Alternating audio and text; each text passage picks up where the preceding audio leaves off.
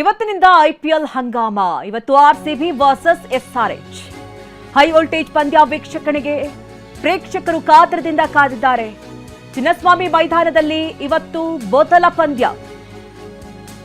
ಚಿನ್ನಸ್ವಾಮಿ ಕ್ರೀಡಾಂಗಣದಲ್ಲಿ ಬಿಗಿ ಬಂದೋಬಸ್ತನ್ನ ಕೈಗೊಳ್ಳಲಾಗಿದೆ. ಬರೋಬ್ಬರಿ 2,000ಕ್ಕೂ ಹೆಚ್ಚು ಪೊಲೀಸರು ಭದ್ರತೆಯನ್ನ ನೀಡ್ತಾ ಇದ್ದಾರೆ. ಎಲ್ಲೆಲ್ಲಿ ವಾಹನ ಪಾರ್ಕಿಂಗ್ ಮಾಡಬೇಕು, ಎಲ್ಲೆಲ್ಲಿ ನಿರ್ಬಂಧ ಹೇರಬೇಕು, ಅಹಿತಕರ ಘಟನೆ ನಡೆಯದಂತೆ ಪೊಲೀಸರು ಕಟ್ಟೆಚ್ಚರವನ್ನು ವಹಿಸಿದ್ದಾರೆ.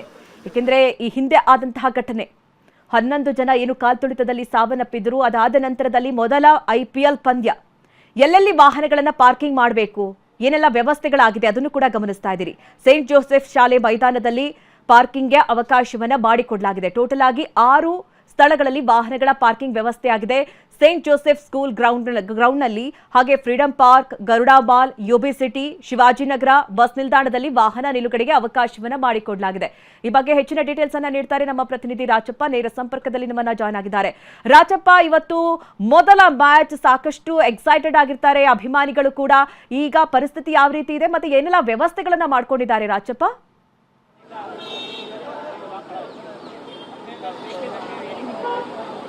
ಮಧು, ಕಳೆದ ವರ್ಷಕ್ಕೆ ಹೋಲಿಸಿಕೊಂಡ್ರೆ ಈ ಬಾರಿಯ ಐಪಿಎಲ್ ಪಂದ್ಯ ಬೆಂಗಳೂರು ಚಿನ್ನಸ್ವಾಮಿ ಕ್ರೀಡಾಂಗಣದಲ್ಲಿ ಒಂದು ರೀತಿಯಾಗಿ ವಿಭಿನ್ನ ಅಂತ ಹೇಳ್ಬೋದು. ಯಾಕಂತಂದ್ರೆ ಆರ್ಸಿಬಿ ಕಪ್ ಗೆದ್ದಂತಹ ಸೆಲೆಬ್ರೇಷನ್ ಸಂದರ್ಭದಲ್ಲಿ ನಡೆದಂತಹ 11 ಜನರ ಸಾವಿನ ನಂತರದಲ್ಲಿ ಇದು ಬೆಂಗಳೂರು ಸಿಟಿ ಪೊಲೀಸ್ಗೆ ಅತಿ ದೊಡ್ಡದಾದಂತಹ ಜವಾಬ್ದಾರಿ ಕೂಡ ಇರುವಂಥದ್ದು. ಇವತ್ತು ರಾಯಲ್ ಚಾಲೆಂಜರ್ಸ್ ಬೆಂಗಳೂರು ಮತ್ತೆ ಸನ್ ರೈಸರ್ಸ್ ಹೈದರಾಬಾದ್ ನಡುವಿನ ಉದ್ಘಾಟನಾ ಪಂದ್ಯ ಕೂಡ ನಡೆಯುತ್ತೆ. ಈ ಪಂದ್ಯಕ್ಕಾಗಿ ಚಿನ್ನಸ್ವಾಮಿ ಸ್ಟೇಡಿಯಂನಲ್ಲಿ ಪೊಲೀಸರು ಸಾಕಷ್ಟು ಭದ್ರತೆಯನ್ನು ಮಾಡ್ಕೊಂಡಿರುವಂಥದ್ದು. ನನಗೆ ಎಕ್ಸಾಕ್ಟ್ ಆಗಿ ಈ ಪ್ಲೇಯರ್ಸ್ಗಳು ಎಂಟ್ರಿ ಕೊಡುವಂತಹ ಗೇಟ್ ಇದೆ, ಆ ಗೇಟ್ನ ಪ್ರಮುಖ ಒಂದು ಮೇನ್ ಗೇಟ್ ಏನಂತ ಕರಿತೀವಿ, ಚಿನ್ನಸ್ವಾಮಿಯ ಮೇನ್ ಗೇಟ್ ಬಳಿಯಲ್ಲಿದ್ದೇನೆ. ಈ ಗೇಟ್ ಮುಂಭಾಗದಲ್ಲಿ ಸಾಕಷ್ಟು ಪೊಲೀಸರ ಒಂದು ನಿಯೋಜನೆ ಕೂಡ ಆಗಿದೆ. ಈ ಪೊಲೀಸರ ನಿಯೋಜನೆ ಒಂದು ರೀತಿ ಆದರೆ ಈಗಲಿಂದಲೇ ಅಂದರೆ ಎಲ್ಲ ಗೇಟ್ಗಳು ಕೂಡ ಬರುವಂತಹ ಟಿಕೆಟ್ ಯಾರೆಲ್ಲ ಖರೀದಿ ಮಾಡಿದ್ದಾರೆ ಅವರು ಸ್ಟೇಡಿಯಂ ಒಳಗೆ ಎಂಟ್ರಿಯನ್ನು ಕೊಡೋದಕ್ಕೆ 3:30ಕ್ಕೆ ಅವಕಾಶ ಇರುವಂಥದ್ದು. 3:30ಕ್ಕೆ ಗೇಟ್ಗಳು ಓಪನ್ ಆಗುತ್ತೆ. ಆದರೆ ಈಗಲೇ ಒಂದು ಕುತೂಹಲ ಅಂತೂ ಸಾರ್ವಜನಿಕರಲ್ಲಿ ಇದ್ದೇ ಇರುತ್ತೆ. ಹಾಗಾಗಿ ಜನರೆಲ್ಲರೂ ಕೂಡ ಬಂದ್ಬಿಟ್ಟು ಗೇಟ್ ಮುಂಭಾಗದಲ್ಲಿ ನೋಡ್ಕೊಂಡು ನಿಂತಿರುವಂಥದ್ದು. ಆರ್ಸಿಬಿ ಗೆಲ್ಲತ್ತೆ ಅನ್ನುವಂತಹ ಒಂದಿಷ್ಟು ಹುಮ್ಮಸ್ಸನ್ನ ಕೂಡ, ಆತ್ಮವಿಶ್ವಾಸವನ್ನ ಕೂಡ ವ್ಯಕ್ತಪಡಿಸಿರುವಂಥದ್ದು. ಮತ್ತೊಂದು ವಿಚಾರ ಅಂದ್ರೆ ಪೊಲೀಸರು ಪ್ರಮುಖವಾಗಿ ಈ ಬಾರಿ ಸ್ಟೇಡಿಯಂ ಸುತ್ತಮುತ್ತ ಹೆಚ್ಚು ಕ್ರೌಡ್ ಸೇರಬಾರದು ಅನ್ನುವಂತಹ ನಿಟ್ಟಿನಲ್ಲಿ ಸಾಕಷ್ಟು ಭದ್ರತೆಯನ್ನು ಮಾಡಿಕೊಂಡಿದ್ದಾರೆ. ಬ್ಯಾರಿಕೇಡ್ ಅನ್ನ ಕೂಡ ಅಳವಡಿಸಿಕೊಂಡಿದ್ದಾರೆ. ಅದರ ಜೊತೆಗೆ ಇಲ್ಲಿ ವಾಹನ ಸಂಚಾರ ದಟ್ಟಣೆ ಆಗತ್ತೆ ಅನ್ನುವಂತಹ ನಿಟ್ಟಿನಲ್ಲಿ ಸ್ಟೇಡಿಯಂನಿಂದ ಸುಮಾರು ಒಂದು 2ರಿಂದ 3 ಕಿಲೋಮೀಟರ್ ದೂರದಲ್ಲಿ ಪಾರ್ಕಿಂಗ್ ವ್ಯವಸ್ಥೆಯನ್ನು ಕೂಡ ಕಲ್ಪಿಸಿರುವಂಥದ್ದು. ಫ್ರೀಡಂ ಪಾರ್ಕ್, ಅದರ ಜೊತೆಗೆ ಸೆಂಟ್ ಜೋಸೆಫ್ ಶಾಲೆಯ ಮೈದಾನ, ಶಿವಾಜಿನಗರ ಬಸ್ ಸ್ಟ್ಯಾಂಡ್ ಸೇರಿದಂತೆ ಯುಬಿ ಸಿಟಿಯಲ್ಲಿ ಅಲ್ಲಿಂದ ಹೇಗಪ್ಪ ಬರೋದು ಅನ್ನುವಂತಹ ಗೊಂದಲ ಏನಾಗುತ್ತೆ, ಅದಕ್ಕೂ ಕೂಡ ಪೊಲೀಸರು ಒಂದು ಪರಿಹಾರನ ಕಂಡುಕೊಂಡಿರುವಂಥದ್ದು. ಅಲ್ಲಿಂದ ಸ್ಟೇಡಿಯಂಗೆ ಒಂದು ಬಸ್ನ ವ್ಯವಸ್ಥೆಯನ್ನು ಕೂಡ ಮಾಡ್ಕೊಂಡಿದ್ದಾರೆ ಅನ್ನುವಂಥ ಮಾತನ್ನ ಕೂಡ ನಗರ ಪೊಲೀಸ್ ಆಯುಕ್ತರು ಹೇಳಿರುವಂಥದ್ದು. ಹಾಗಾಗಿ ಇವತ್ತಿನ ಮ್ಯಾಚ್ಗೆ ಕೌಂಟ್ ಡೌನ್ ಶುರುವಾಗ್ತಿದ್ದಂಗೆ ಬೆಂಗಳೂರು ನಗರ ಪೊಲೀಸರು ಕೂಡ ಎಲ್ಲಾ ರೀತಿಯಾದಂತಹ ಒಂದು ಸಿದ್ಧತೆನ ಯಾವುದೇ ರೀತಿಯಲ್ಲೂ ಕೂಡ ಹಿತಕರ ಘಟನೆ ಆಗಬಾರದು ಅಂತ ಹೇಳಿ ಕ್ರಮವನ್ನು ತೆಗೆದುಕೊಂಡಿರುವಂಥದ್ದು. ಮಧು, ಓಕೆ ರಾಜಪ್ಪ, ಥ್ಯಾಂಕ್ ಯು ನಿಮ್ಮೆಲ್ಲ ಡೀಟೇಲ್ಸ್. ಇನ್ನು ಐಪಿಎಲ್ ವೀಕ್ಷಣೆಗೆ ಶಾಸಕರಿಗೆ ಫ್ರೀ, ಆದ್ರೆ ಜನರಿಗೆ ಹಾಕಿಲ್ಲ.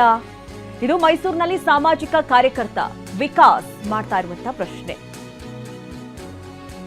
ಪಂದ್ಯ ನೋಡೋದಕ್ಕೆ ಪ್ರತಿ ಕನ್ನಡಿಗನಿಗೆ ಟಿಕೆಟ್ ಕೊಡಬೇಕು. ಪಂದ್ಯ ವೀಕ್ಷಣೆಗೆ ಕನ್ನಡಿಗರಿಗೆ ಉಚಿತ ಟಿಕೆಟ್ ಕೊಡಬೇಕು. ಶಾಸಕರು ವಿಐಪಿ ಅಂತಾರೆ, ಜನರು ಅಸಲಿ ವಿವಿಐಪಿಗಳ. ಕೆಎಸ್ಸಿಎ ಮೂಲಕ ಶಾಸಕರಿಗೆ ಫ್ರೀ ಪಾಸ್ಗೆ ವಿರೋಧವನ್ನ ವ್ಯಕ್ತಪಡಿಸ್ತಾ ಇದ್ದಾರೆ. ಸ್ಟೇಡಿಯಂ, ಭದ್ರತೆ ಎಲ್ಲವೂ ಜನರ ತೆರಿಗೆ ದುಡ್ಡಿನಿಂದ ಆಗ್ತಾ ಇದೆ. ವಿಧಾನಸೌಧಕ್ಕೆ ಶಾಸಕರನ್ನ ಕಳಿಸಿರೋದು ನಾಡಿನ ಜನ. ಕೇವಲ 224 ಶಾಸಕರಿಗೆ ಮಾತ್ರ ಯಾಕೆ ಫ್ರೀ ಟಿಕೆಟ್ ಅಂತ ಹೇಳಿ ವಿಕಾಸ್ ಪ್ರಶ್ನೆ ಮಾಡಿದ್ದಾರೆ. ನೋಡಿ, ಟಿಕೆಟ್ ಸದನದಲ್ಲಿ ಆದಂತಹ ಚರ್ಚೆ, ಟಿಕೆಟ್ ವಿಚಾರಕ್ಕೆ ಸಂಬಂಧಪಟ್ಟಂತೆ ಆ ವಿಚಾರದಲ್ಲಿ ಈಗ ಪರವಿರೋಧದ ಚರ್ಚೆಗಳು ನಡೀತಾ ಇದೆ. ವಿಧಾನಸೌಧದಲ್ಲಿ ಶಾಸಕರುಗಳು ಆರ್ಸಿಬಿ ಮ್ಯಾಚ್ ನೋಡಕ್ಕೆ ನಮ್ಗೆ ವಿಐಪಿ ಪಾಸ್ಗಳು ಬೇಕು ಅಂತ ಕೇಳಿದ್ರು. ಕರ್ನಾಟಕ ಕ್ರಿಕೆಟ್ ಅಸೋಸಿಯೇಷನ್ ಕೂಡ ಅದಕ್ಕೆ ತಲಾ 2 ವಿಐಪಿ ಟಿಕೆಟ್ ಕೊಡ್ತೀವಿ ಅಂತ ಭಿಕ್ಷೆ ಬಿಸಾಕ್ದಂಗೆ ಬಿಸಾಕಿದ್ರು. ಕತೆ ಇಲ್ಲಿಗೆ ಮುಗೀತು ಅನ್ಕೊಂಡ್ರ? ಇಲ್ಲ, ಈಗ ಸ್ಟಾರ್ಟ್ ಆಗಿರೋದು ನೋಡಿ ಟ್ವಿಸ್ಟ್. ಸರ್ಕಾರ ಅಂದ್ರೆ ಏನು ಸ್ವಾಮಿ? ಪ್ರಜಾಪ್ರಭುತ್ವದಲ್ಲಿ ಪ್ರಜೆಗಳಿಂದ ಪ್ರಜೆಗಳಿಗಾಗಿ ನಿರ್ಮಿತವಾದ ಸರ್ಕಾರವೇ ನಿಜವಾದ ಸರ್ಕಾರ. ಕರೆಕ್ಟಾ? ನಿಜವಾದ ಸರ್ಕಾರ ಯಾರು? ಅದು ಪ್ರಜೆಗಳು. ಪ್ರಜೆಗಳೇ ಈ ಅಧಿಕಾರದ ಒಡೆಯರು. ಇಂಥ ಪ್ರಜೆಗಳಿಂದ ಪ್ರಜೆಗಳಿಗಾಗಿ ಸೃಷ್ಟಿಯಾದ ಈ ಸರ್ಕಾರದಲ್ಲಿ ಟಿಕೆಟ್ ಪಾಸ್ ಯಾರಿಗೆ ಸಿಗಬೇಕಾಗಿತ್ತು? ಸಿಗಬೇಕಾಗಿದ್ದು ಪ್ರಜೆಗಳಿಗೆ.